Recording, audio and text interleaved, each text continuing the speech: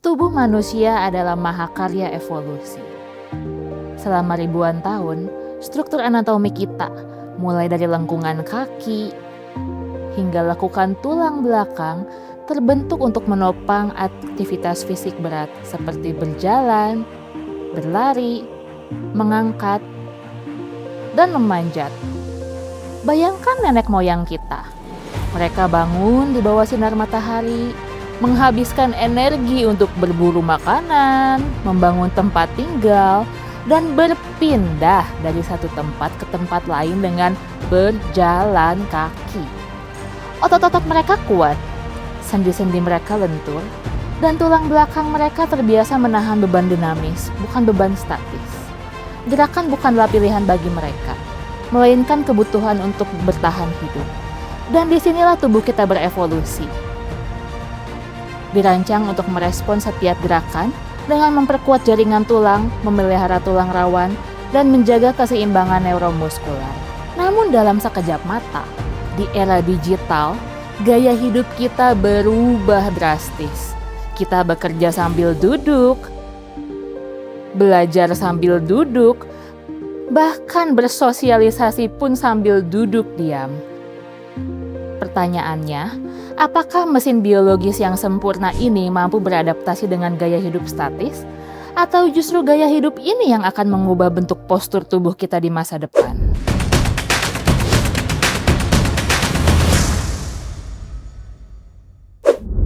Halo, saya Dr. Filiani Natalia Salim, dosen Fakultas Kedokteran Universitas Katolik Parahyangan.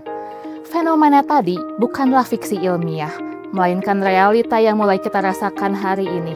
Nyeri leher, punggung kaku, hingga perubahan bentuk jari akibat gadget telah menjadi teman setia generasi muda. Bahkan istilah remaja jompo kini bukan sekadar guyonan, melainkan menjadi diagnosis tidak resmi dari gaya hidup modern yang semakin pasif. Mari kita bedah apa yang sebenarnya terjadi pada tubuh kita saat terlalu lama duduk dan jarang bergerak. Jawabannya adalah ya, mutlak. Secara biologis, tubuh kita memiliki sistem use it or lose it. Tulang kita membutuhkan tekanan mekanis untuk mempertahankan kepadatannya. Di sisi lain, sendi membutuhkan gerakan agar cairan sinovial atau yang kita sebut oli tubuh dapat tetap melumasi tulang rawan. Bahkan, otot-otot di punggung kita yang disebut erector spinae di bagian sini harus terus berkontraksi untuk menahan gravitasi. Ketika kita duduk diam, otot-otot ini menjadi mati rasa dan kehilangan fungsinya untuk menopang tulang belakang. 7 tulang servikal, 12 tulang torakal, 5 tulang lumbal, 5 tulang sakrum. Semuanya memiliki lengkungan yang berbeda-beda. Lordosis di tulang leher atau C menghadap ke arah depan, lalu kifosis di tulang punggung atas atau C menghadap ke arah belakang, lalu lordosis di tulang punggung bawah atau di daerah pinggang atau C menghadap ke arah depan, dan juga kifosis C ke belakang di tulang sakrum, di tulang ekor kita. Lengkung ini dapat dipertahankan jika otot erector spinae tadi aktif bergerak. Jika otot tersebut tidak kita gunakan, maka pilihannya tinggal satu, lose it, alias otot akan melemah, dan lordosis kifosis ini juga akan mulai berubah. Ini terjadi karena beban kerja leher yang berlipat ganda. Dalam posisi tegak, berat kepala manusia itu sekitar 5 kg. Tapi saat menunduk 45 derajat seperti menatap HP atau mengetik laptop, beban pada tulang leher meningkat menjadi 22 kg. Bayangkan, Anda memikul beban 22 kg selama berjam-jam setiap hari. Otot-otot leher belakang dan punggung atas akan mengalami kelelahan. Kelelahan otot inilah yang akan kita rasakan sebagai rasa pegal dan sakit. Jadi, jika anak muda sekarang mengeluh pegal seperti orang tua, ini bukan penuaan dini, tapi ini adalah cedera yang kita buat sendiri karena memikul beban terus-menerus, yaitu dengan menunduk 45 derajat tadi. Kembali ke lordosis, kifosis, atau LKLK. Saat kita menunduk, otomatis lengkungannya akan menjadi lurus. Atau bahkan bisa terbalik menjadi C menghadap ke arah ke belakang sehingga bentuk kurva C-nya hilang atau mendatar. Dampaknya bersifat kumulatif. Contoh beberapa kasus yang sering dijumpai adalah forward head posture atau lehernya menjadi maju ke depan. Pada posisi ini kepala kita terdorong melewati bahu dan lengkung lordosis atau bentuk C dari si tulang servikal tadi menghilang. Selanjutnya, selain lehernya maju, tubuh kita otomatis akan menjadi bungkuk atau kifosis berlebihan. Kenapa bisa terjadi? Karena otot area dada kita atau otot pectoralis menjadi pendek karena menunduk terus. Selanjutnya, otot penyokong di tulang belakang kita atau erector spinae itu akan menjadi melemah.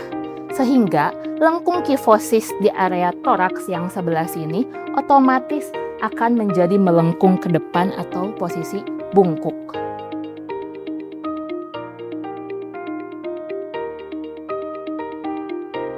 Kondisi lain yang bisa terjadi adalah flat back syndrome.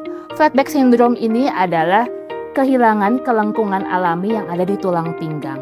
Jadi efeknya memang berefek dari tulang servikal, torakal, lumbal, dan sakrumnya. Semua akan terpengaruh saat kita terlalu banyak diam. Ini bukti bahwa gaya hidup bisa mengubah struktur keras tulang kita. Dan yang kadang tidak kita sadari adalah sebagai berikut. Perhatikan, subjek ini sering menyangga gadgetnya saat bermain menggunakan kedua kelingking. Dulu, kelingkingnya lurus normal. Sekarang, timbul kondisi yang kita sebut sebagai smartphone pinky finger syndrome. Bandingkan dengan kelingking yang normal. Pada subjek ini terdapat deformitas di antara tulang-tulang jarinya. Ini adalah bukti bahwa gaya hidup kita bisa mengubah struktur keras dari tulang kita. Bayangkan, jika jari saja sampai berubah, apa yang akan terjadi pada tulang belakang yang menahan beban jauh lebih berat setiap detiknya. Setiap kali kita menunduk ke HP atau mendekatkan wajah ke laptop, kita memaksa lengkung leher kita untuk menjadi lurus atau bahkan lengkungannya menjadi terbalik. Saat duduk, terutama jika posisinya tidak ergonomis, akan terjadi tekanan pada diskus intervertebralis lumbal atau bantalan tulang belakang. Tekanan ini akan meningkat sekitar 40% lebih tinggi dibandingkan saat posisi berdiri. Tekanan di diskus tersebut akan menghambat aliran darah ke otot pinggang, sehingga asam laktat akan menumpuk dan terjadilah yang namanya kram otot. Selain itu, otot yang menempel di tulang panggul kita atau otot iliopsoas akan menjadi pendek. Dan juga di sisi lain, otot bokong kita atau otot gluteus akan menjadi lembek. Kondisi inilah yang kita sebut sebagai dead butt syndrome. Alias, otot bokong kita lupa caranya berkontraksi. Kalau kita lupa mengerjakan deadline, pasti jadi repot kan? Nah, kalau otot kita lupa kontraksi, apa kabarnya tubuh kita? Jadi, rasa pegal itu adalah sinyal alarm dari syaraf bahwa jaringan di sekitarnya sedang kekurangan oksigen dan nutrisi. Kabar baiknya, tubuh kita memiliki kemampuan plastisitas yang luar biasa. Tubuh mampu melakukan regenerasi secara ajaib. Tapi, tentu lebih baik mencegah daripada mengobati, bukan? Jadi, saya akan sarankan ingat gerak. G. Ganti posisi secara teratur. Pastikan layar HP atau laptop setinggi mata. Duduk dengan punggung tegak, gunakan bantal kecil di pinggang untuk mempertahankan kelengkungan pinggang. Jangan biarkan tubuh diam dalam satu posisi yang terlalu lama. Selanjutnya, E. Evaluasi setiap 50 menit. Rule of 30. Setiap 30 menit, bangun, berjalan kecil, ambil minum, atau berdiri peregangan. Gerakan akan mengembalikan aliran darah dan mengurangi tekanan pada bantalan tulang belakang. Kalau bisa, 30 menit duduk, 5 menit bergerak. Tadi G, E, sekarang R. R-nya apa? Regangkan otot-otot kaku. Lakukan peregangan sederhana, seperti tarik dagu ke belakang, agar lengkung leher kembali menjadi lordosis. Regangkan dada ke belakang untuk melawan kifosis, dan bengkokkan pinggang ke depan untuk meregangkan otot punggung bawah. Dan jangan lupa lemaskan pergelangan tangan. Cukup 2-3 menit saja dan tubuh akan terasa lebih ringan. Selanjutnya, A. Aktifkan otot core atau perut. Perkuat otot perut dan punggung Anda. Lakukan gerakan seperti plank